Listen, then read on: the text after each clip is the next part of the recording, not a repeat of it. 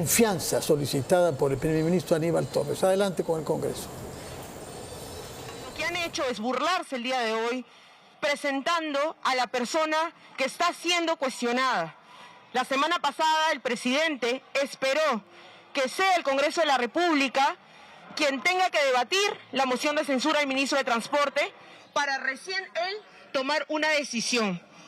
Sin duda vemos que el señor Pedro Castillo... ¿Qué tal, compañeros? Directo, estamos en vivo. Él ha pedido consenso y en ese consenso nosotros le hemos dado las herramientas para que escuche también otras voces. Sin duda sentimos muy apenados que están jugando nuevamente con la población. Población que esperaba que el día de hoy el gabinete no solo puede decir lo que realmente les importaba, sino que sea sincero, y eso no ha sido así. Y es por ello que, como ya lo reiteró también mi colega Eduardo Castillo, Fuerza Popular no le va a dar la confianza a este cuarto gabinete en tan poco tiempo. Muchas gracias. Declaraciones entonces, compañeros, de la congresista Barbarán, precedida por el congresista Castillo, vocero alterno de la bancada de Fuerza Popular. Son 24 votos, 24 integrantes que conforman la bancada de Fuerza Popular.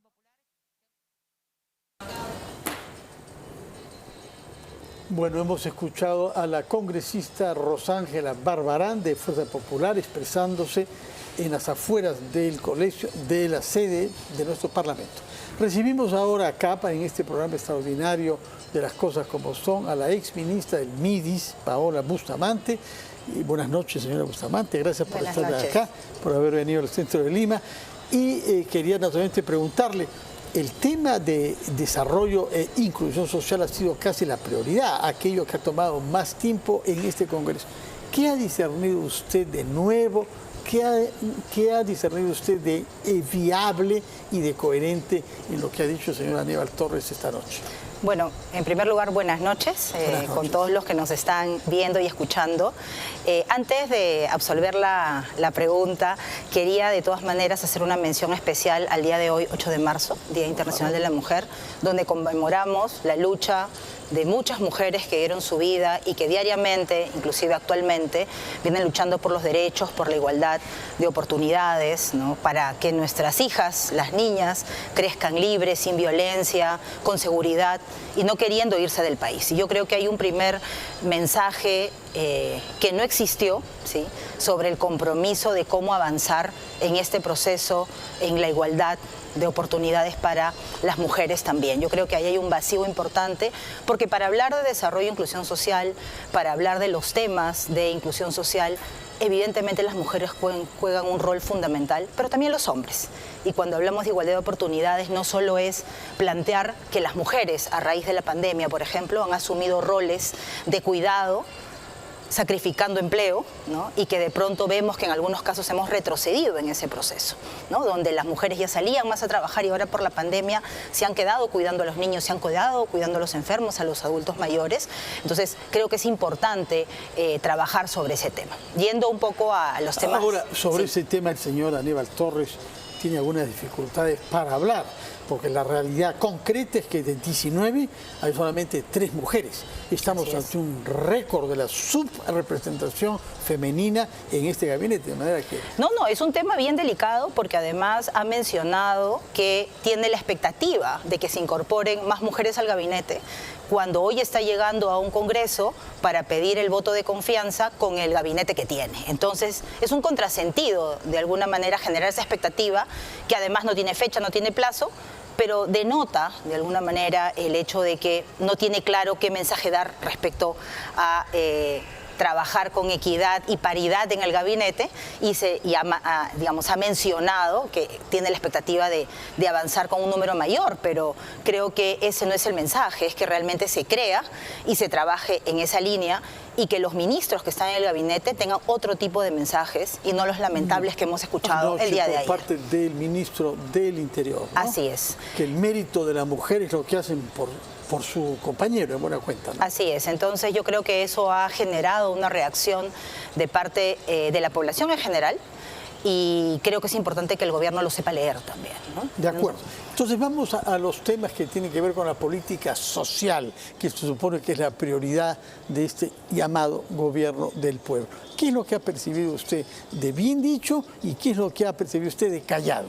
Bueno, yo creo que lo que el gobierno viene señalando desde que ingresó y con hechos y acciones es que considera que la política social o los temas de inclusión social se solucionan entregando bonos y solo con programas sociales.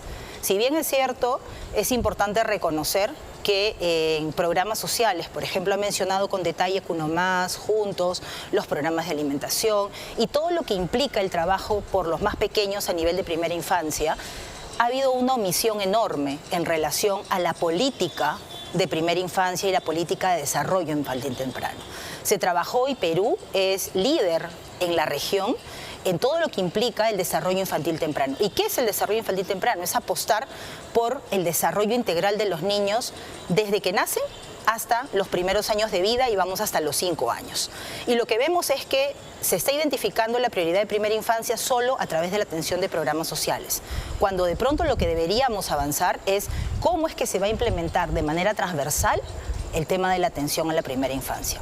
Desde garantizar, si bien es cierto, mencionó que se abrirán todos los establecimientos de primer nivel de atención en el país, ¿sí? Eso no es por decreto, no se menciona mañana hay que abrirlos, eso es un buen acto de buena voluntad. Sin embargo, los establecimientos en el primer nivel de atención están a cargo de gobiernos regionales y son con ellos los que hay que trabajar para que estén en buenas condiciones. En gran parte del país, más del 90% de establecimientos se encuentran en condiciones inadecuadas. Por lo tanto, se requiere fortalecer el primer nivel de atención, no solo abrirlo, sino fortalecerlo y de esa manera trabajar para que los niños tengan sus controles de crecimiento y desarrollo. La caída en todo lo que implica control de crecimiento y desarrollo a raíz de la pandemia ha sido enorme. Hemos caído a 10%, eso significa que 1 de cada 10 niños ha ido a sus controles. La vacunación ha caído enormemente y por lo tanto no todos los niños que van a sus controles o todos los que llegaron o no llegaron al control han sido vacunados, con el riesgo que significa el no vacunar contra la polio, la pentavalente, el neumococo, el rotavirus, con lo que implica para el desarrollo de los niños. Entonces vemos que no solamente en Lima, sino al interior del país, a nivel de los departamentos, ha habido una caída en vacunación que todavía no se recupera a los niveles previos a pandemia, que no habíamos llegado al 100%. Entonces, si bien es cierto, es importante avanzar con la atención focalizada, no usando políticamente los programas sociales y avanzando con los objetivos trazados. Los programas sociales contribuyen, ¿sí?, a que la población genere capacidades en los más pequeños, contribuye a que adultos mayores como los que reciben pensión 65 no se encuentren en mendicidad, pero no los saca de la pobreza. Alonso hace un momento mencionaba todo lo que implica, ¿no?, el promover la inversión para generar empleo. Y realmente la mejor estrategia para reducción de pobreza pasa por la generación de empleo. Y hay un trabajo que evidentemente hace el MIDIS de manera articulada, y ahí vemos otra falencia que identificamos, es que el MIDIS no está articulando los diferentes ministerios. El MIDIS nace para hacer un peso específico al Ministerio de Economía y Finanzas, ¿sí?, un contrapeso, y articular la política social del gobierno. En su momento, el Ministerio de Desarrollo e Inclusión Social articulaba, por ejemplo, para cerrar brechas de cobertura de servicios básicos en los departamentos más pobres y con mayor exclusión. Y ahora tenemos un MIDIS que se ejerció nada menos que por la vicepresidenta de la República, ¿no? Creo que no había habido ese caso. Nunca ha pasado, y yo creo que la expectativa de quienes estamos cerca al tema social, veíamos como una gran oportunidad el que, existiendo en estos casi 8 meses de gobierno un vacío, digamos, en el liderazgo de la política en el país, ¿no?, del norte del gobierno, probablemente dentro del gabinete era necesario un liderazgo por lo menos para jalar la política social, porque el desarrollo e inclusión social no se puede manejar solo desde un ministerio. Necesitamos cerrar cobertura de agua. Justamente quería preguntarle, el agua lo único que ha dicho es repetir lo que nos había dicho Francisco Dumbler de CEDAPAL sobre Lima Sur, 450.000 beneficiarios y el agua Titicaca. el agua del Titicaca. Pero el resto del país parece que no hubiera un plan para evitar que hayan tantos peruanos que no tienen agua potable ni saneamiento de sus domicilios. Así es, no vemos una articulación y eso es porque de pronto no se ha entendido lo que implica trabajar en una política social de la mano y en tándem con la política económica. La política económica genera las condiciones para que ingresen los recursos, la inversión, generación de empleo y obviamente pago de impuestos para que luego haya recursos para trabajar la política social. Y la política social no es programas sociales. Los programas sociales son un componente de la política social. La política social implica cerrar brechas en acceso a servicios básicos y vemos que agua y desagüe está pendiente en muchas partes del país. En el caso del agua es importante reflexionar sobre los promedios. Podemos estar tranquilos que, por ejemplo, a nivel nacional en promedio el 86% tiene acceso a agua. Sí. Pero si entramos a abrir el detalle, probablemente cuántas horas. Entonces, ahí hay un trabajo fuerte que está pendiente y que no se ha visto uniformidad de criterios como gobierno para plantear soluciones a este tema. Seguiremos la pista de esos temas. Paola Bustamante, muchas gracias por su presencia acá. Yo recuerdo que además de haber sido ministra del MIDIS, usted es ahora directora de la consultora Vidensa. Muchas gracias por su presencia acá y muy buenas noches. Muchas gracias por la invitación. Buenas noches. Vamos a ir a una pausa y después regresaremos al Congreso de la República para saber cómo reaccionan los congresistas ante el discurso de más de 2 horas pronunciado hace esta misma tarde por el primer ministro Aníbal Torres.